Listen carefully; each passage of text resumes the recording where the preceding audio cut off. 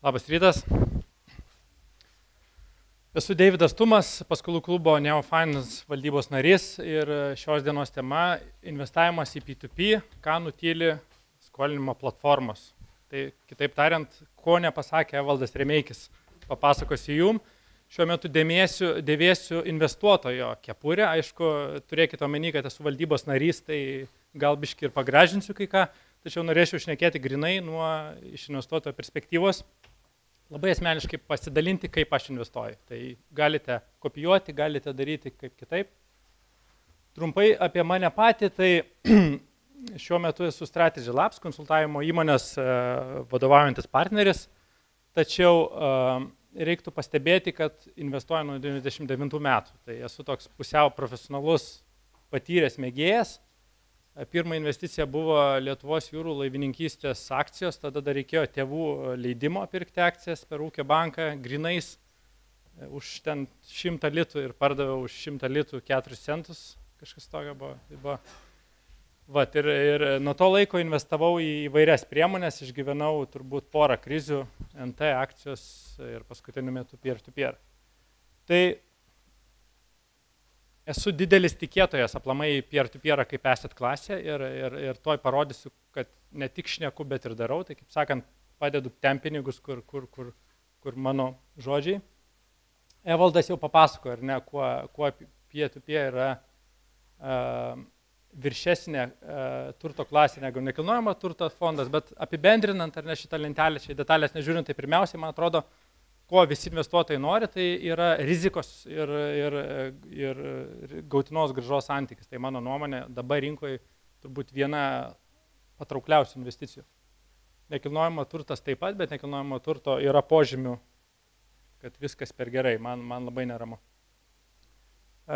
Low value at risk, ar ne, Evaldas minėjo, tai kokią sumą rizikuoji, ar ne? Nusipirkęs akcijas už 1000 eurų gali staiga visas prarasti. Arba visas obligacijas gali prarasti defaulto atveju. Čia, jeigu paskolų klubas apsiskaičiavo, ar Lietuvos banko statistika neteisinga, ar staiga krizė 3 kart didesnė negu didžiausia iki tol buvusi, tada taip, tikriausiai įsipjausite nuostolį, bet iš to viso 1000 eurų vis tiek dalis grįš, ar ne? Tai gal 10% prarasti, gal 5, gal 20 nuo to savo principalo. Tai vėlgi reiktų suprasti, kad 1000 eurų investicija ir 1000 eurų investicija į akcijas, kad lygiavertiškai gali prarasti pinigus. Ne? Tai man atrodo, kad čia ta value at risk mažesnė gerokai dėl diversifikacijos pačioje priemonėje. Ir aišku, investavimas yra įdomus į peer-to-peer, paprastas, nereikia aiškinti dėl būtų užliejimo, su nemokės nuomininkais ir panašiai. Tai, kaip sakiau, esu didelis tikėtojas, toj parodysiu, kaip viskas atrodo ir panašu, ta skaidrė, kurios Evaldas neparodė, ar ne, tai čia yra peer-to-peer visos Lietuvos rinkos augimas. Aišku, Lietuvos banko pranešime, ta dalis vos matosi bankuose, bet jeigu taip išsizuminti, pilka linija yra visi 3 lietuviški žaidėjai, Savy, Finbir, paskolų klubas ir kovo mėnesį, jie kartu išdavė beveik 1,4 milijonus eurų.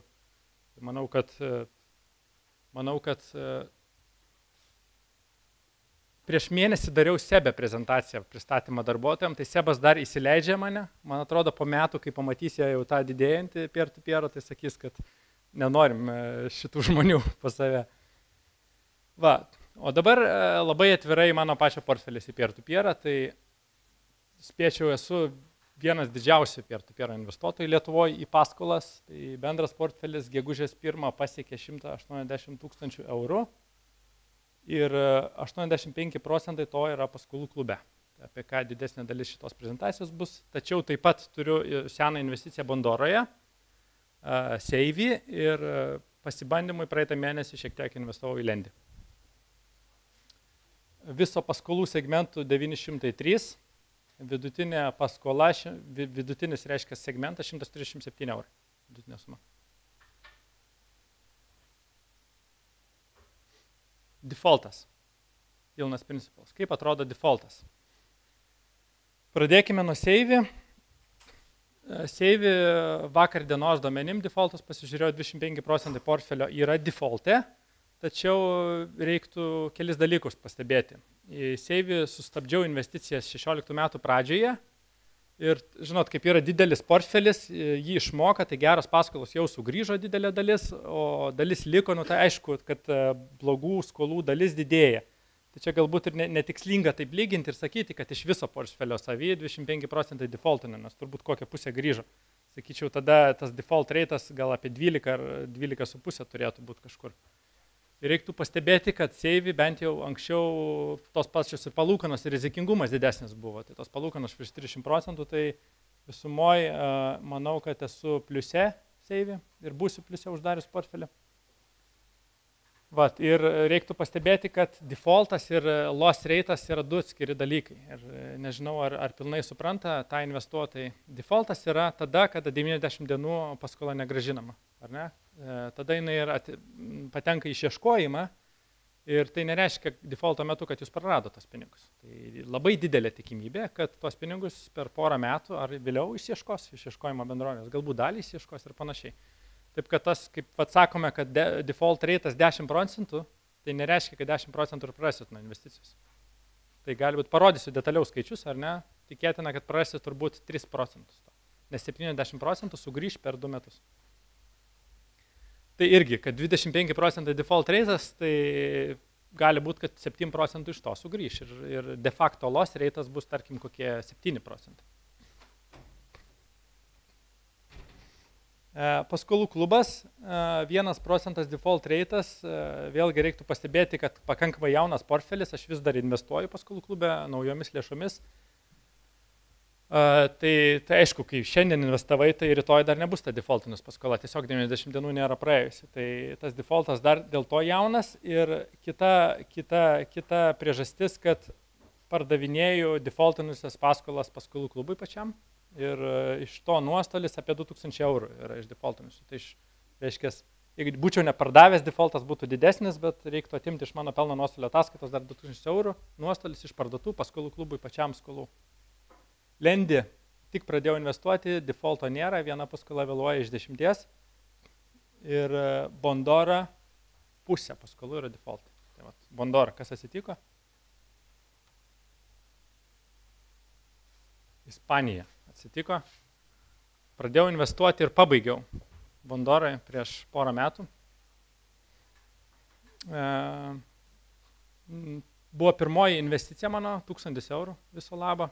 Tai klaida nepavadinčiau, nes klaida būtų, jeigu 100 000 eurų būčiau investavęs, investavau 1000 eurų pasitestuoti ir tai buvo teisingas sprendimas. Bondoro mano nuomonė yra pusiau fraudas. Iš tos pusės, kad jie fantastiškai gerai marketingą daro ir grafikai fantastiškai, kiekvieną savaitę update'ina. O ką jie daro su išieškojimu ir scoringu, aš daug klausimų labai turiu. Ir vat vienas iš pavyzdžių, jų tos naujos šalis, kai pradėjau investuoti, buvo 2 mėnesiai paleisti Ispaniją. Nesuprasdamas, ką darau, priinvestavau Ispanijos, ten A, B, C, D įvairių reitingų ir situacija buvo tokia, kad po 2 mėnesių pamačiau, kad pusė ispanų negrąžina pirmos įmokos. Pirma įmoka, mūsų nuomonė, yra fraudas.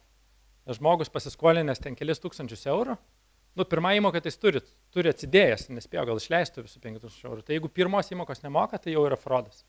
Jeigu ten per vidurį užlūžta, tai kai pamatai iš ten 100 paskolų segmentų 50 nesumokėjo pirmos įmokos, tai supratau, kad viskas.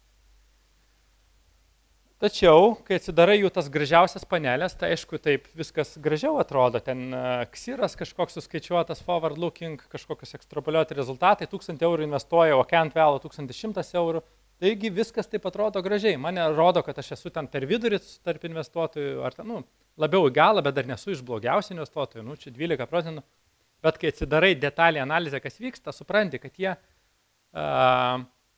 overdue principle, jie nerodo visos skolos overdue'nusios, jie rodo tik tai tą paymentą overdue'nus. Prantat, yra 1000 eurų skola, jinai 10 eurų pavėlavo gražinti, tai jie sako, kad 10 eurų pradilsta, o 9 laiku. O atsidarai Excel'e visą sąrašą, žiūri, kad visas 1000, tai tikėtina ir tas 1000 toj prasidėls. Žodžiu, viskas tas auga ir mano nuomonė sauks iki to, kad aš ten praradau pinigus. Kiek tų pinigų praradau, nežinau. 10-20% turbūt. 100 eurų, vėlgi tas vėlojo 3, ne? Va, kaip atsidarius atrodo tas portfelis. Ir kaip taisyklė Ispanija, nes jie tik Ispaniją tą buvo pasileidę, Suomija pagrindė, Estija atrodo normaliau. Dabar klaidos, ką aš padariau. Čia yra investuota suma, birželio 2015, tai grinai 2 metai praėjo. Aš paėmiau ir sukišau per vieną mėnesį, kas čia per mėnesį, per 2 dienas viską į tas visas paskolas, automatiškai, kas buvo biržoj, antriniai rinkoje nuėjau, prisipirkau tų paskolų ir panašiai. Viskas padaryta per mėnesį. Ir beje, žiūrint, čia jau reinvestuojami pinigai gauname, jau čia žiūrint, kas darosi su Overview, tai jau čia tikrai geresnė situacija. Taip kad tos Bondoros gal visai nenurašyčiau, ar ne? Nes čia jau geresnė situacija. Blogiausia situacija buvo čia, kaip aš padariau tokių klaidų. Tai ką aš blogai padariau, ar ne, pirmiausiai sukišta nesuprantant, ką darai ir staigiai į vieną tą. Pavyzdžiui, antrinė rinka. Antriniai rinkoje tu perki, kažkas parduoda. Tikėtina, kad tas kažkas parduoda, turi daugiau informacijos apie tave, apie tą paskolos gavėją. Tarkim, Seivi dar prieš metus galima buvo pavardę ir vardą žinoti žmogaus. Per Seivį atsiunčia, tu matydavai. Tai tu gauni pavardę, tu eini į Facebooką, pasižiūri, kaip atrodo tas paskolos gavėjas ir jeigu tu manai, kad jisai blogas yra, tu parduodi. Pirkėjas tai nemato vardo, nusipirkęs tai pamato. Seivi irgi antriniai rinkoje prisipirkau blogų paskolų ir ten tikrai defaultas antriniai blogesnis, nes pardavėjas gudrus, jis žino, ką parduoda. Bondorai matomai irgi žmonės gudrus, žino, ką parduoda. Ta informacijos asimetrija reiškia, kad nebūtinai nusipirksi gerą daiktą, turiu suprasti. Tai reziumuojant klaidos, Seivi, pirkti antrinėje rinkoje, kai nesupranti, ką darai. Kitas dalykas, tarkim, tarkim yra paskolų klubas. Klaidos kokios darytos buvo, tai investuoti platformos pirmais mėnesiais. Tai tik pasileidus platformoje, kaip ir normalu pasileidžiant naujai platformai ar kažkam yra klaidų galimybės, buvo klaidos ištaisytos, bet pirmus kelis mėnesius mano pradinėse investicijose pasijautė tos klaidos, ar ne? Ten fraudas tam tikras buvo išlindęs ir panašiai. Bondorai pagrindinė klaida - pirkimas antrinėje rinkoje ir investuoti IT, aš tai vadinu IT pokyčių metu, atnaujinus scoringo modelį arba įvedus naujas šalis ir panašiai. Tai kaip tik paskolų klubas pasileis Slovakiją, tai būkit budrus, nesakau, kad nereikia investuoti, bet būkit budrus. Nes Bondora paleidus buvo Slovakija ir Slovenija, nesimenu, ir uždarė dėl beadepto, o Ispanija turbūt tebėra, bet Ispanija akivaizdžiai, kad jie galvoja, o čia Estija fainai varo, davai išplėskime Ispaniją. Tai kitaip tariant, IT pokyčio metu reiktų, nesakau, kad neinvestuoti, bet būti budresniu, nes galimos klaidos iš platformos, kažkokius apsiskaičiavimai, fraudas galbūt ir panašiai. Ką daryčiau kitaip, tai automatinis investavimas, aišku, bent jau pradedėtiesiem investuotojams. Tai kai nepats renkėsi, pavyzdžiui, į visas sistemingai kiši, ten pasirinkė ten A, B reitingai ir visas pabiškiai kiši. Investicijas paskirstyti per ilgesnį laiką. Tai tas diversifikavimas vėlgi, jeigu tu per šią savaitę 100 paskolų segmentų suinvestavai ir galvoji, kad diversifikuotas esi, o gal šią savaitę, žinokit, kažkas atsitiko, galbūt TV kampanija pasileidus paskolus klubo, galbūt per šią savaitę Telika pamatė ir būtent fraudas yra atėjo, arba, ne fraudas, o beadeptiniai šitie, ar ne, blogi gavėjai. Tai jeigu tu per savaitę sukiši apdruk, užlipsi ant tos savaitės, kaip kažkas atsitiko. Tai jeigu tu ten per pusę metų išskaidai, tai tu reiškia pasimsi įvairius tos scenarius ir paskolų gavėjus. Tai bent mano hipotezė yra diversifikuoti ir laikę. Ir aišku, pas tas faktas, kad nesukišti vieną paskolą, o skleisti per kelias ar kelis šimtus. Yra paskaičiuota, kad statistiškai diversifikacija pasiekiama investavus į 200 paskolų. Jeigu virš 200 nėra jau tikslo daugiau diversifikuoti, tai iki 200 dar matematiškai paaiškinama, tai kitaip tariant, sužinokit, kiek pinigų norit investuoti, padalinkit iki 200 ir gausit atsakymą, kokią didžiausias kokios investicijos suma turi būti pas jūs. Dabar, kodėl pats paskolų klubas? Tai aišku, padeda tai, kad esu valdyboje ir detaliai matau rizikos vertinimą, pokyčius, kaip viskas daroma IT sistema ir tai man sukuria pasitikėjimą. Dėl to tai yra mano pasirenkama platforma. kur daugiausiai investicijų nukreipia, tai, rezimuojant, tai IT sistema yra visiškai banko lygio IT sistema, kurią investavome iki 1 000 000 eurų turbūt šiuo metu ir dar investuojame. Toliau kredito scoringas, išieškojimas, po pietų bus sesija, ar ne, apie išieškojimą, Legal Balance, Loteko kompanija, kuris visai kitam lygiai daromas pats išieškojimas. Vėlgi, svarbiausia yra scoringas ir išieškojimas, gražu užtikrinti, ar ne, 2 dalykai, viskas kitkas yra marketingas. Komanda, tai nežinau, ar žinot, bet Antanas Danys, Svedbanko prezidentas, buvęs ilgametis, Marius Navickas, už iš viso scoringą ir kredito riziką atsakingas Svedbanke 15 metų. Evaldo patirtis su kreditais išieškojimo ir panašiai. Tai komanda žino, ką daro, sakyčiau, skirtingai nuo daugelio kitų paskolų teikėjų. Vat ir gal dar paminėčiau elektroninę pinigų įstaigą. Visi klausia, o tai čia su kokiu banku? Tai paskolų klubas pats yra elektroninė pinigų įstaiga. Tai yra kaip Paysera, lygiai tas pats statusas. Tai į bank sąskaitą galite atlyginimą persivesti ir pavedimus daryti iš tos sąskaitos. Ateity gal iš viso tapsime banku, bet čia dar toli kito, bet pati sistema ir pats veikimas Lietuvos banko prižiūrima įstaiga, tai garantuoja tam tikrą saugumą lėšų. Turbūt tai svarbiau negu grąža. Trumpai apie patį rizikos vertinimą, ar ne? Vat buvo klausimas, kaip vertinama rizika. Tai yra 5 reitingai A, B, C, D ir E. E yra raudonas, D yra oranžinis. Tai paskolų klubas praleidžia A, B ir C tik tai reitingus, o D irgi galėtų praleisti, nes D dar atitinka tos atsakingos skolinimo reikalavimus ir vartojimo kredito įstatymo numatytus apribojimus, bet paskolų klubas savanoriškai juos išfiltruoja ir atideda. Ir čia informacija šiek tiek gal pasenusi, čia rugsėjo, bet dabar ji nėra pasikeitusi, bet reikia suprasti, kad maždaug pralaidumas į biržą yra 10% maždaug. Tai iš 100 paskolų gavėjų, kurie kreipiasi į paskolų klubą paskolos, apie 10-15 gauna, tik tai patenka į biržą, kiti apsukami yra. Ir jam neturi galimybės pasiskolinti. Tai vėlgi, tai, ką jūs matote, nereiškia, kad čia jūs matot visus. Jūs matote tik tai jau atrinktus, mažiausiai rizikingus, logiškus, smokius gavėjus. Dabar kaip galima prognozuoti pardavimus, praradimus.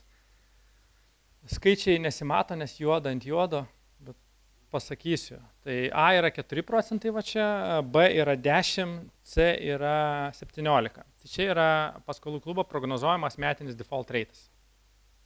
Default ratas, kiek paskolų virš 90 dienų taps nemokios ir su jais bus nutraukiama kredito sutartis. Tai A yra bankinis klientas, 4%, labai panašu bankai, kaip matėte, turi 5%, ar ne? Tai vat, bankai turbūt turi kažką tarp A ir B. C yra jau labiau į greitųjų kreditų klientą, C planuojama 17%. Kai investuojat paskolų klube ir jeigu investuojat tik į C, tai nebūkit nustebę, kad pas jūs dideli default ratai. Esu matęs investuotojų, oi, pas mane viskas raudonuoja, o ką darė, visus virš 25% C suinvestavau. Be abejo, laukite, kad kas 5 pas jūs raudonos. Tačiau prognozuojami default ratai nereiškia loss ratų. Dabar kaip skaičiuoti loss ratą? Tai vienas iš būdų jį skaičiuoti paskolų klubas superka, pasiūlo pirkti ir per 3 dienas siūlo aukščiausią kainą defaultinusias paskolas. Tai už A čia yra 8% moka nuo principal outstanding, B 70%, C 60%. Tai jeigu norit ir siūlau tą daryti, nes aš pats tą darau, paskolas parduoti paskolų klubui, kai jos defaultina. Tai kad suskaičiuoti loss ratą, reikia sudauginti, ar ne, prognozuojamo metinį defaultą iš sėkmingo išieškojimo rato. Arba pardavimo paskolų klubui, kas efektyviai tai ir yra išieškojimas, ar ne, nes iš karto parduoti. Galit laukti, aišku, kol išieškos. Ir praradimas sudauginų skaičių nesimato yra 0,8%, 3%, 6,8%. Tai va šitai reiktų jums atimti iš jūsų MPN, metinės palūkanų normos, kad maždaug suskaičiuot grąžą. Tai jeigu A investuojat į 10% palūkaną ir prasit 0,8, jums liks 9,2. Tai lygiai tas pats, kas į C17 investuot, nes ten 7 prarasit ir liks tie patys 10. Taip kad dar nereiškia, kad C yra patrauklesnė investicija už A, nes C aišku yra kitokia grąža. Dabar šitas faktas apie išieškojimą, turiu tokį skaičių, iš vienos greitųjų kreditų bendrovės 68% paskolų defaultinusių išieškoma per 2 metus. Statistika. Kai užsidegė loss rate'as pas jūs, default rate'as, kad 100 eurų defaultą, turit čia 8% šansą, kad sugrįžta 100 eurų per 2 metus. Čia yra faktinė statistika ir atitinkamai tie ir supirkimo kainos paskaičiuotos, tačiau jeigu parduodat paskolų klubui, kaip ir nerizikuojat, bet iš karto fiksuojat tą nuostolį. Tai aš laikausi irgi tos strategijos cut loss is short ir parduodu paskolų klubui, nes geriau turėti švarų portfelį, negu laukti porą metų, o paskolų klubas spėčiau už tokią sumą išeinant nulio kažkur už jūsų supirkis. Tikrai neuždirba, už tai tą kainą mažina nuo 3 dienos, jeigu per 3 dienas neparduodat, mažina. Čia lygiai tas pats stres testas, kas atsitinka krizės metu, kada defaultai padvigubėja, tarkim. Vėlgi dauginkim iš sėkmingo išieškojimo. VIP investuotojai, sakykim, kad paskolų klubas sako, dabar nebe 80% principalo duosiu 60, pakeičia sutarties sąlygas, tarkim. Tai praradimai atitinkamai krizės metu patrigubėja. Pas A yra 3,4%, B 10%, C 20%. Tai jeigu C vidutiniškai už 20 skolina, tai tikėtina busit apie 0 kažkur. Bet čia krizė, kad padvigubėtų defaultai, tai yra reikšminga tokia krizė. Turi būti nedarbas, 2-3 kartus turi turbūt padidėti, kad atsirastų tokį defaultą. Liūdna bus, kai tai pasitiks, ne tik paskolų klubo investuotojams, bet ir visiems mums, kas gyvena Lietuvoje turbūt.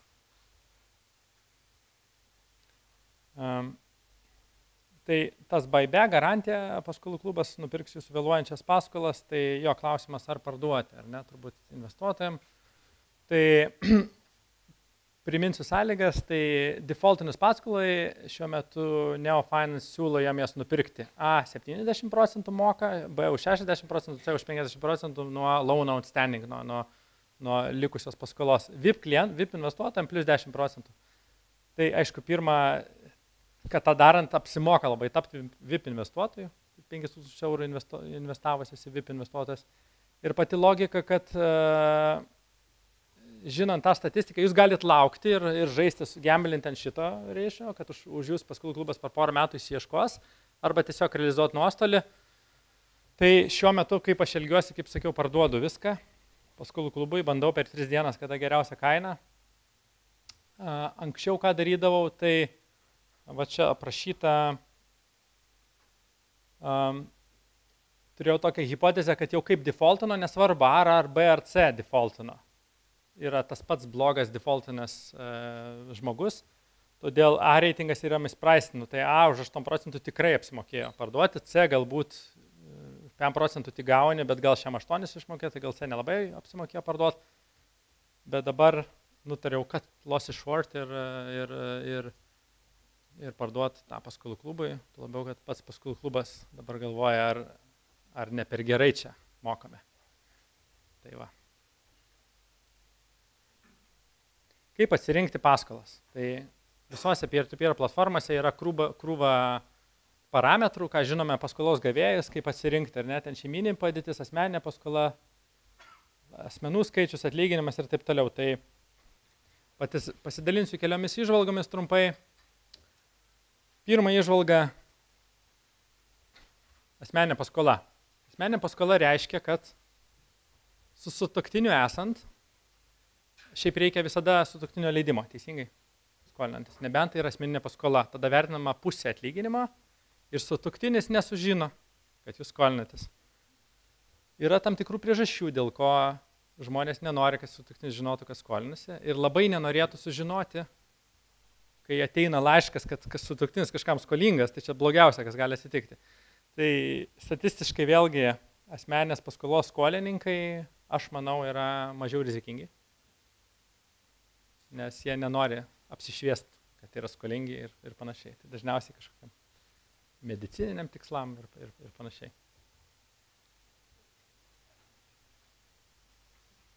Kaip atpažinti rizikingą skolininką?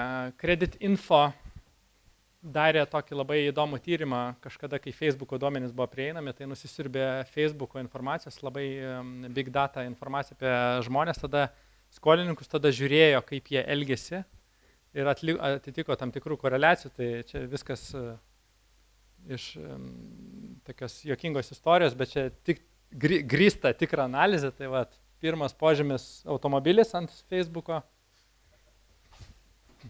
Dėja, paskolų klube šitos informacijos nematysit, bet gal ir būtų gerai Facebook'o nuotrauką pamatyti. Tai jeigu yra BMW, ant to statistiškai šitas žmogus mažiau mokus yra. Įrodyta. Ne aš sugalvojau. Antras dalykas, rašo capslokais ir kablelis deda, ne čia, o su dvigubų tarpu arba be tarpo panašiai Facebook'e. Irgi yra požymis, kad gali būti mažiau mokus. Čia iš tokių juokingų istorijų, tačiau ką galima matyti paskolų klube, porą dalykų tokių. Vienas, štai, paskolus gavėjas vakar įsitraukiau iš biržos, kaip rašiau šitą prezentaciją, tai gal pastebėsit, kas man kliūva jame? Ne.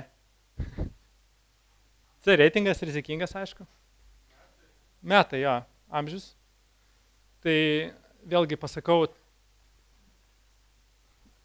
kai kalbame apie kalibravimą scoringo modelio ir mūsų ten rizikos ekspertai tarėsi, tai vienas iš atributų, kuris figuruoja, kad čia, kaip čia amžių sukontroliuoti, nes akivaizdi koreliacija yra, bet vėlgi aš paaiškinsiu, kad tai ir įskaičiuotai C reitingą, nebūtų toks amžius, būtų galbūt B reitingas, nes žmogus galbūt gerai uždirba ir panašiai, tačiau automatiškai įskaičiuotai tas reitingas, tai nebūtinai ir apžaisti sistemos, tačiau amžius vienas iš parametrų. Daug jų yra. Kitas, į ką aš žiūriu, yra štai kas. Ir čia yra gana naujas trendas. Vėlgi vakar paskola yra C reitingas, skolinasi tiek, yra skolų istorija tokia.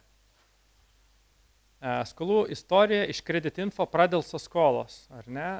Automatiškai žmogus turintis pradėlstų skolų yra pavojingesnis. Jisai nemokėjo laiku dėl kažkokių priežasčių. Daug tų skolų turi, mato 16 susidarė, už 3 mėnesių grąžino ir panašiai ir panašiai. Automatiškai toks žmogus gauna, tikėtina gaus C reitingą, nes A reitingas praktiškai nesumatė su pradėlstom skolom. Gali būti ten koks nors 19 centų pradėlstų, kokiam nors tėvo net sumokėjo 10 metų, gal pats tėvo iš jo neišieškojo, nežinojo apie tą skolą nieko. Bet kaip yra tokia situacija, jau pagal nutilėjimą greičiausiai bus C reitingas, nes jau jis yra nemokus chroniškai ir nevėluojantis. Bet žiūrėkit, kokia situacija, 16 metais pas jį susidarė 2300 skola, didelė labai skola. Spėčiau, čia net neįmoko, galbūt iš visą kredito sutartį su defaultinu, jam liepia grąžinti visą didelę sutartį. Ir štai balandžio 4 prieš nepilnus 2 mėnesius jis ją visą grąžina. Ir dar vieną grąžina tą pačią dieną. Staiga laimėjo loterį 6000 eurų tas žmogus. Gerai, mokėjo fainai, žinai, labai gerai gyvent. Bet štai praėjo porą mėnesių, susitvarkė kredito istoriją, pažaliavo jis visas, algą gavo pirmąjį mokėjimą padarė ir pradėlstų skolų nebeturi ir pyst ateina pas paskolų klubą, sako, vėl nori 8300 eurų. Tai dabar kas čia atsitiko? Neaišku, kas čia atsitiko,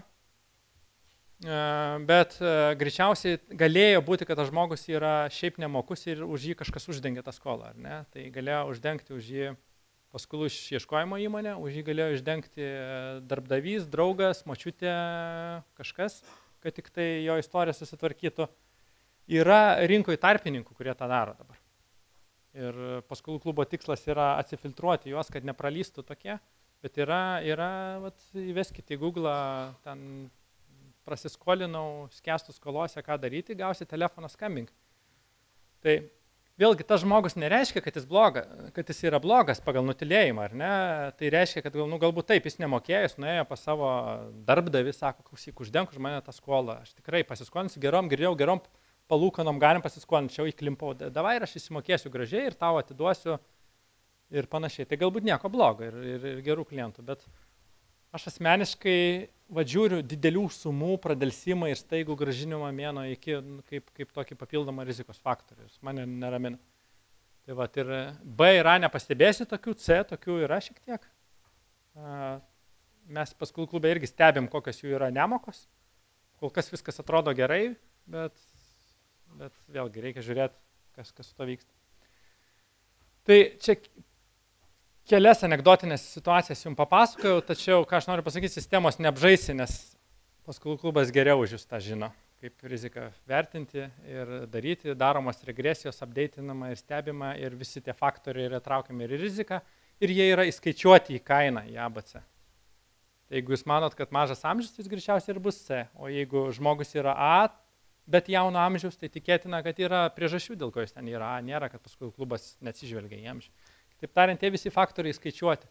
Ir jeigu pamatysim ilgainiui, kad kažkaip įsikraipo, kad B tampa labiau rizikingas negu C, nes ten kažkoks atsirado faktorius įsilavinimas, ne, tai bus greitai pakoreguoti reitingai ir tam didesnis svoris įsilavinimui suteikiamas reitingė.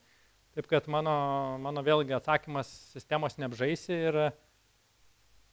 ir automatinis atsakymas, diversifikacija yra atsakymas, kaip reikia daryti. Turiu dar porą minučių.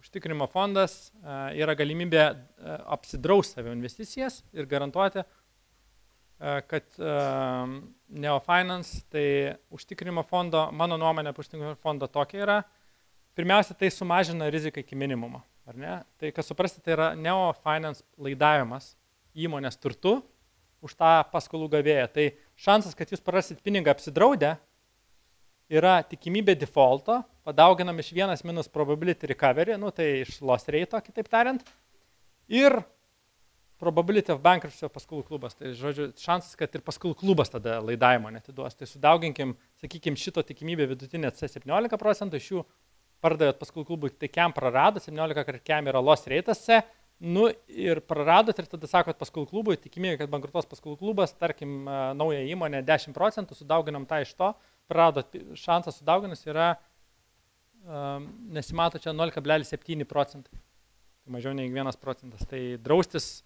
sumažinama rizika absoliučiai iki minimumą, tačiau tai kainuoja, jūs grąžą sumažina, kaip ir kiekvienas draudimas, tai yra paskolų klubui, tai yra pajamų šaltinis tas jūsų draudimas, tai rizika taip apskaičiavo, kad iš jūsų daugiau paimtų užtikrinimo fondą, negu išmokės, logiška, kaip ir Lietuvos draudimas tą daro, tai jūs prarandat ksiro. Praleisiu, kaip skaičiuojamas ksiras. Čia mano didysis portfelis, čia kiti du. Ksir yra grąža, tai aš taikau į 12-15% grąžą, manau, long terme nusistovės ir vidutinė palūkanų forma, A, B, C reitingai paskolų klube, tačiau mano nuomonė ir jau rugsėjai sakiau, kad mažės ir toliau mažės paskolų klubą dėl kelių driverių, tai čia yra paklausa pasiūla, tai angliška versija ir užsieniečiai.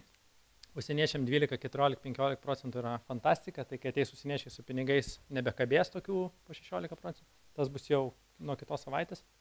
5000 eurų limitas jau nuimtas, atitinkamai atsirado didesnis ir anksčiau ir vėliau pasijungs instituciniai. Tie patys bankai, kredito unijos pačias skolinti. Nes jie patys už tokias tikrai palūkanas nesugeba praskolinti. Taip kad dabar yra geras metas. Ilgos paskolos irgi užrakina palūkanas ilgam laikui. Tai va, rezimuojant, geras santykis, reitingų neapžaisi, palūkanų norma mažės, venkit IT pokyčių, atsargiai pirkit antrinėje rinkoje, diversifikuokit ir galvokit savo galvą. Ačiū.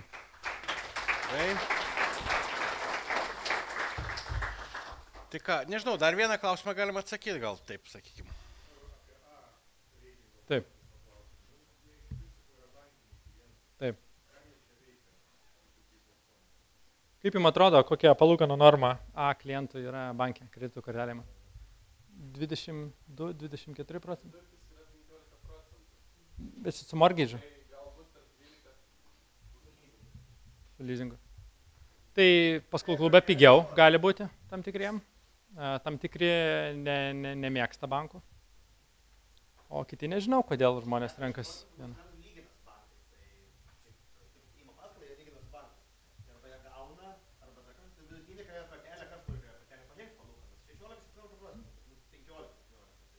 Plius mokesčiai tenai aptarnavimo, išdavimo, ten 10 eurų išdavimo, euras 20 sąskaitos mokesčius. Taip.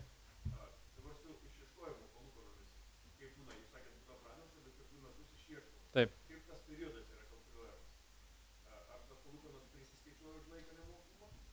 Prisiskaičiuoja pradėlsos palūkanos Tik tai eilės tvarka, kaip sugrįžta, tai pirmiausiai, kai išsimuša pinigus, žmogaus pirmiausiai antstoliai gauna, ne, tada skolų išieškojimo bendrovė, tada Neofinance savo išlaidas susigražina ir tada tik investuotojai. Tai biški tas laikas stumėsi, žodžiu, bet grįždama su visam palūkanom. Tai jau kaip žmogus defaultina, tai jam tam padvigubėja visą tą samatą. Geriau ne default. Taip. Teisingai valdai, taip. Pagal sutarties palūkanas. Plius vėlavimo mokesčiai ten įsijungia kartais, ne? Jeigu dar patikslinti, tai dar investuotojai priskaičiuoja, jeigu, reiškia, yra teismantas, ta nutraukta sutartis teisme, išieško antstoliai, tai dar yra pagal civilinio kodekso procesą dar 5% papildomų palūkanų ir investuotojai priskaičiuoja. Dar papildomai. Tai netgi galima sakyti, jeigu išieškoma paskola su procesiniam palūkanom, tai netgi 5% daugiau. Jeigu laukti.